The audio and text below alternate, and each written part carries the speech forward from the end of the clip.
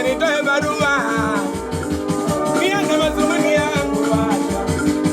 Nitaka nikuoe lakini umeniudhi acha. Kwanza kunidharau. Ninakwambia yote.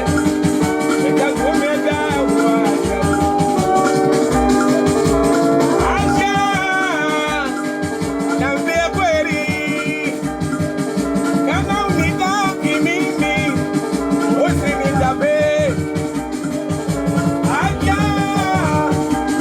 Niambie kweli.